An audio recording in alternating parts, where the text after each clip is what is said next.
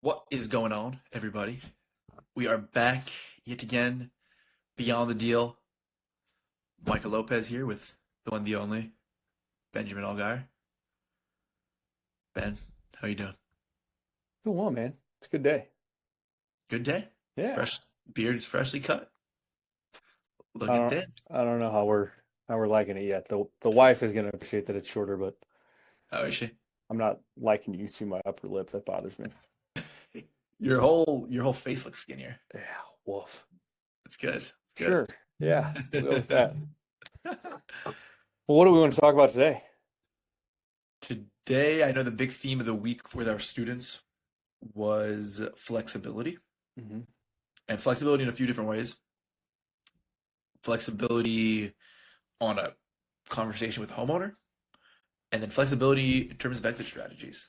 Like, I think for us, and we have been going through seasons where we favor one type of exit strategy versus others, but we have everything in our pocket, which I think is very important. Yeah. So yeah, I don't know which one you want to start with, but Yeah. Well, I mean, let's take this from the standpoint of a newbie investor who's trying to figure out, what should I do? Should I pick a market, pick a type of real estate investing? What should I do first? And I think, more important than picking a market is understanding how to make money off of a deal. And if you only have one way to make money off of a deal, you're going to try to force deals into a box that they may not necessarily fit into, which in turn means that you have to have so many more leads to be able to get a deal across the finish line. But if you're, like you said, flexible and you can work a deal multiple different ways and have different options for homeowners, then you need less leads. And getting started, you already have less leads. yeah, totally. Because I think that's the biggest, honestly, the biggest question. But there's a lot of very common questions, and what market do I start in is always a classic one. And outside of the big, like just annoying states with annoying laws, Mm. doesn't really matter, right? But like you're saying, it's understanding the how am I going to make money from deals. Yeah. I'm sure most people, especially if they're just starting out, they're like, I'm going to wholesale, and that's what I do. And of course, wholesaling is wholesaling. It's been around for however long it feels like forever, and it probably isn't going anywhere unless they put new regulations in. But like kind of like you said, like if that's your only the only tool in your tool belt, then the opportunity just dwindles. It's literally if you imagine a tool belt like a contractor, if he only had a hammer, the type of jobs that he's going to be able to do is kind of limited because he could just use a hammer. But Mhm. if you introduce a screw gun, a saw, and all these other tools, all of a sudden, like the amount of jobs and people that you can serve and get paid to serve opens up tremendously. And so Yeah. I think it's the same idea, like you said. Like I like the word that you use there, tool. So what else can you do besides a wholesale? Well, you can learn how to do novations, which is a massive tool that we use. And last week we closed a novation that was a net profit of $33,408. We would have never gotten it if we only knew how to do wholesaling because the price just wouldn't have made sense. We gave the homeowner 20,000 more dollars and we still made nearly 34 grand off of that deal. Yeah. And, we could spend hours talking about this is what a novation is, and this is how you do novations, and here's the paperwork that you need, and all of these things that, you know, could be an entirely different channel in and of itself. We're not going to talk about those things, but just knowing that there is a ton of information out there about novations. If you're strictly doing wholesaling and you want to look for another exit strategy to make money, I would suggest looking into how to novations and how to do them correctly. There's a lot of really bad information out there about novations, but if you find the right person, if you find the right information that teaches you how to do them correctly and legally, then yeah, that's another strategy you can use to give homeowners more money, get deals that you wouldn't have gotten if the only thing that you knew how to do was a cash offer.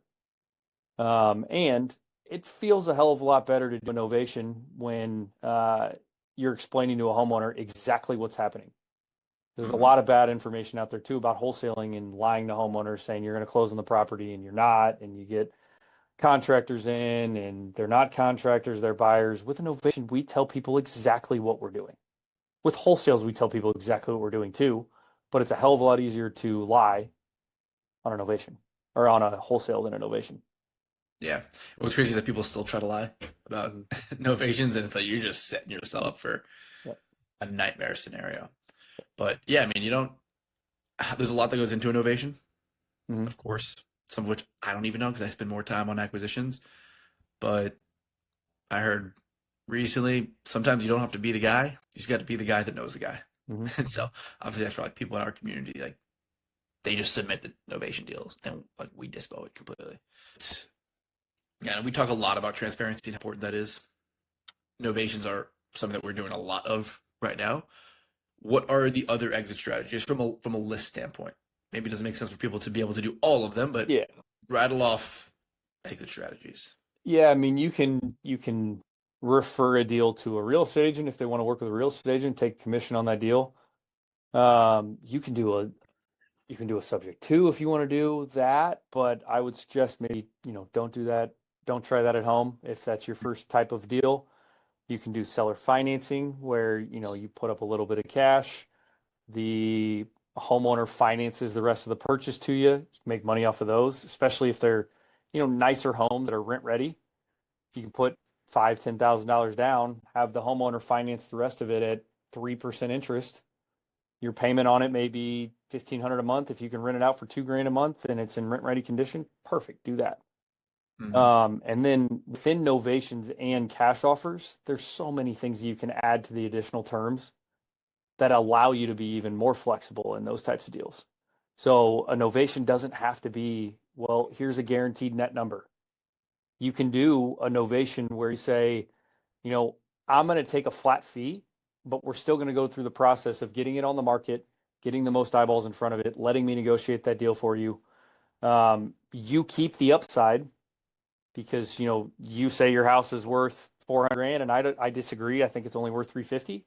But if you're right, great. You keep the upside, I get my flat fee, and I white glove this whole thing for you. So you can be flexible in all of these different types of deals. There's nothing that says that, a wholesale has to be done this way.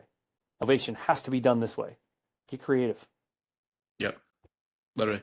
And it's like even more creative, like the student we had talked about, I think last week, where he guaranteed a number, and then if it was above another number, then like the homeowner would keep 60% of the profit above that number. And it's like you can get so granular that it's not even funny. You just need to one know that you can be flexible, and two have the moxie to be flexible on a phone call. Right?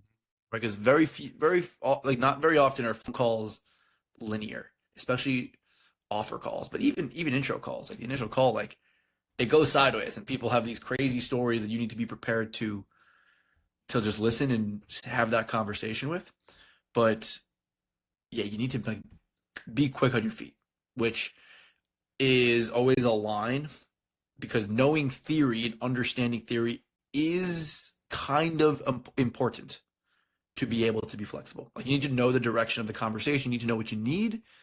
And after a certain point, people get sucked into the theory and they're afraid of making calls, and so they just spend months on the theory. Mm-hmm. Right? So like where is the line? Right? I think that I probably need to be more specific when I ask that. But let's say for a novation. Where's the line of like, all right, this is enough theory before you're just going and you're having a conversation? Well, I think first and foremost, the important thing for a lot of people to understand is you kind of got to have an expert who's done these things to be able to do them well. You can learn all of this stuff on YouTube, but it's very different learning it online versus implementing it in person live with a homeowner. That's why we focus so heavy with our students of, if you don't know something, let us know and we will help walk you through that. So having somebody in your corner that understands how to do these things, whether you find them on Instagram or YouTube or wherever you find them, having somebody who's an expert in these things and you can provide value to them by bringing them a potential deal. They provide value to you by saying, okay, we'll split the deal in some way. That's a great way to start. You don't have to know everything at that point. All you need to know is the basic framework of how these types of deals work so that you can have a conversation with a homeowner. And when you get to a point where they ask something you don't know, that's okay. Just tell them, I don't know the answer to that. And what I'm going to do is I'm going to take it back to my partner. I'm kind of just the information gatherer here. So let go to my partner, see what they have to say about it, and I'll get back to you. If you've built enough rapport, they're going to respect you for not coming up with some random answer. You're actually trying to get the right answer for them. Yeah, totally. And again, like I know some people just are so afraid of admitting they don't know things. That is a great point. I know we talked about, I think yesterday with the community. It's like, hey, that's fine. I don't know. And when you have the I don't know in your back pocket, you can just be confident, Mm-hmm. right? And that almost sounds like an oxymoron of like saying that you don't know doesn't sound confident, but like it is. It's like a confidence in yourself and not being afraid of failing or the conversation going sour, and then you have that feeling of like, I'm stuck. Like I'm not good enough. And it's like when you can just be present and be like, I'm just a person having a conversation with another person. And it's like, this is the information that I need. I need to know about their situation. I need to know about the condition of the house. I need to know about more Timeline. their timeline, the motivation. It's like it doesn't matter in which the order that you get it. It is you just going and pivoting. Yep. And even if it's filled with ums and buts and weird pauses, it does not matter. Right? I think people just want to know they're being heard and like they're in a conversation. And you do that. And so like that's again where coming back to the theory, it's like the theory there is at least on the acquisition side, like the dispo and innovation is you're right. You really should just find someone that can help you with it, at least for the first few deals. But at least in the acquisition side, it's knowing what you need out of a conversation and then just making the call and having the conversation. Yep. Yeah, you can spin your wheels for forever. I mean, we've got people in the community who still have never made a call. And it's because they're trying to learn every single thing about every single piece of the transaction before they make a call because they want to know every answer before they hop on a phone call. But what do the most successful people that we see do, Mike? They pick up the phone, they don't care, and they just start making calls. I mean, we have people in the community who've been here for a month and they've submitted, a dozen deals.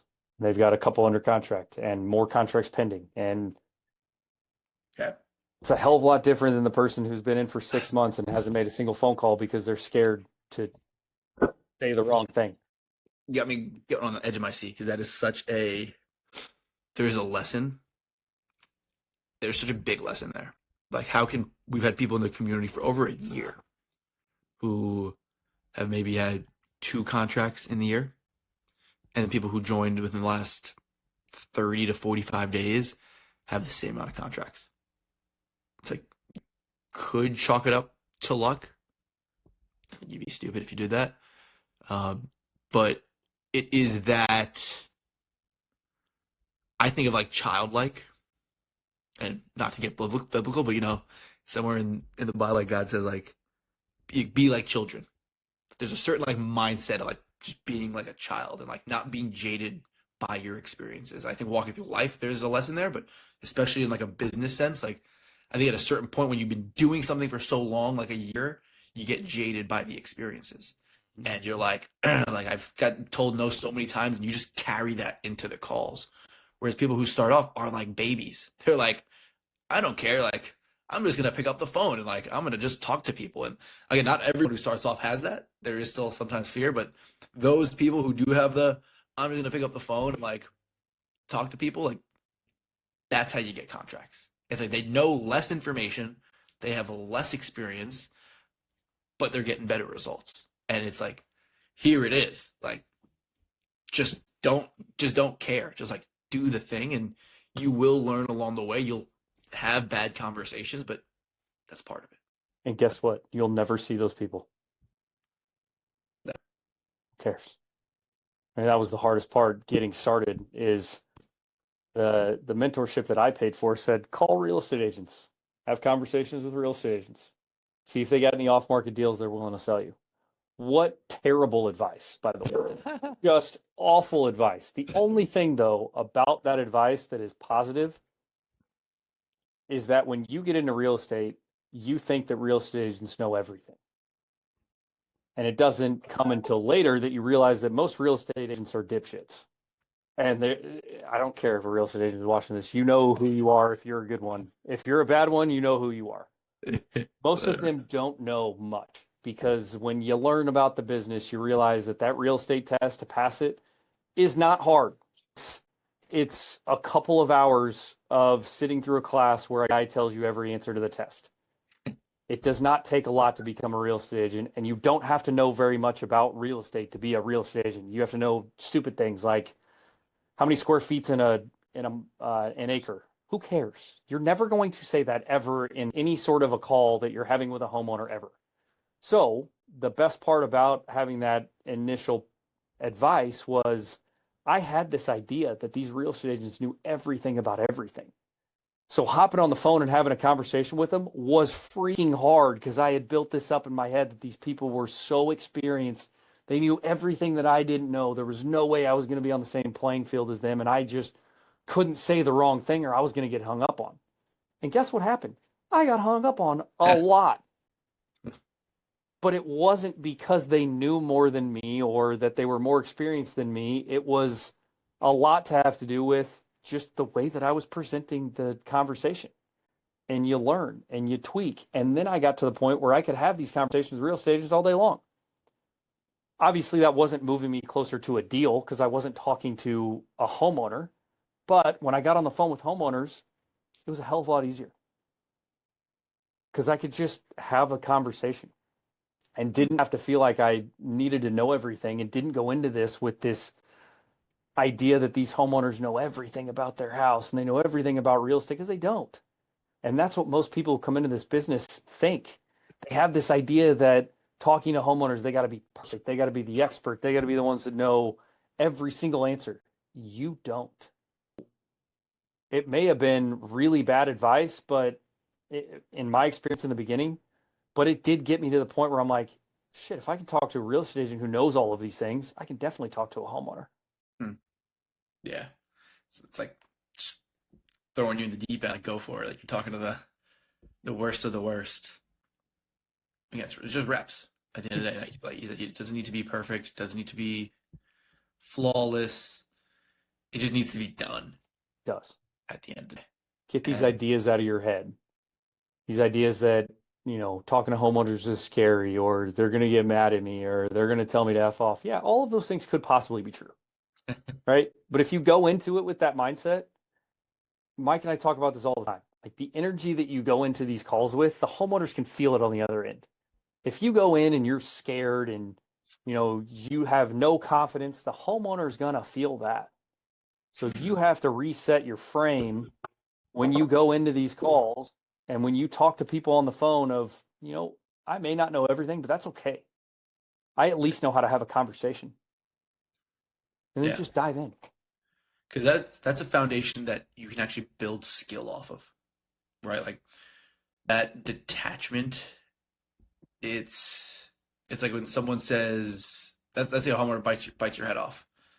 It's like if they say something super aggressive, like you can just say whatever. Like I know most beginners just like hang up the phone, but you just be like, "Ooh, like has it been a rough day for you?" like, yeah, like you can like just say anything. It's like Be at that playful. point, like, yeah, like, just be playful, and you have that playful energy, or like you just have that like I don't really care. Like you need to pattern disrupt somehow. You can't just kind of bend to their will about like, okay, like yes, so here's what I have. Like that, I would categorize that as skill, as being able to like take someone who's aggressive and just like diffuse it with either playfulness or directness when it calls for it. Like, Mhm. yeah, like if you don't want to, like, I don't want you to waste my time. If like you don't want to have a conversation, like we just end it here.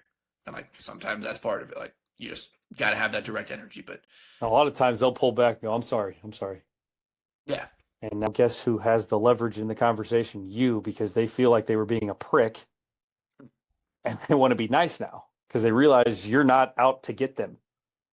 yeah, and you get there by building the foundation, Mhm. which, like we're saying, the foundation is reps.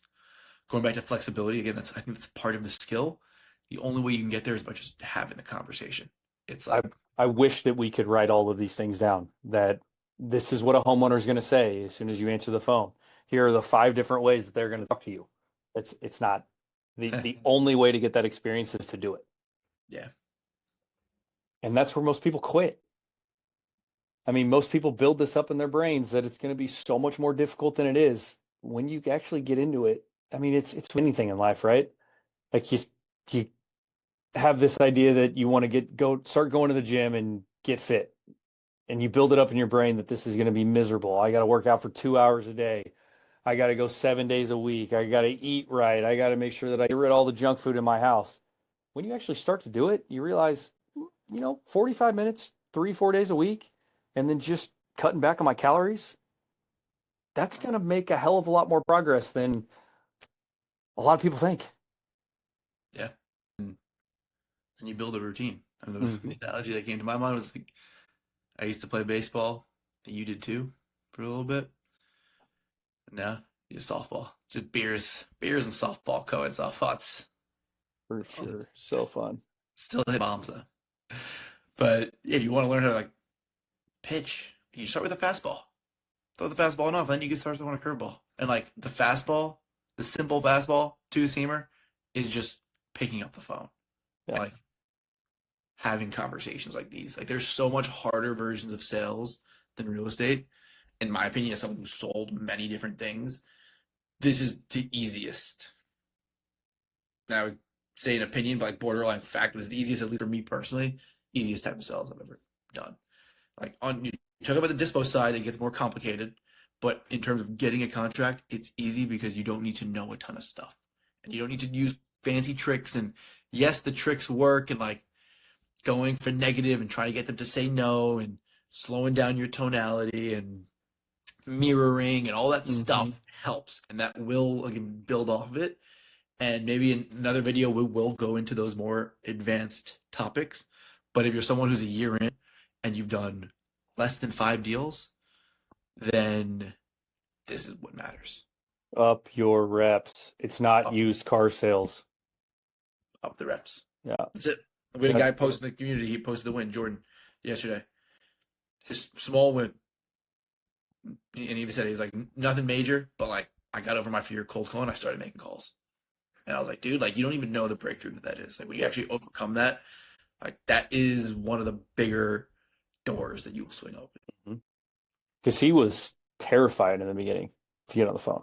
Was he? Like he didn't even want to hardly participate in the role play calls. Huh. But I mean, he got over it. And we see people all the time that get deals that, when they first got on the role play calls, you're going, there's no way this person's anywhere near close to being able to get a deal. And then they do. And they do. Good for you. And they didn't have to write a number on a piece of paper and slide it across the table to somebody and say, this is what I'm going to offer you. Yeah, exactly. They need to add a fake expiration to a contract. No. They don't need to lie about they were buying the house. They just need to pick up the call, have a conversation, ask us what to offer, give them the number. Done. Hallelujah. Yep. Not always that easy. Sometimes you need follow up. Sometimes you need more messages to them, more calls to explain it, but it can be that easy. Yep. And if it requires 5 follow-up texts, who cares? Yep. Agreed. Well, cool. I think we went over a lot there. Yeah. Yeah. I know. Sometimes the themes seem similar, but like it is.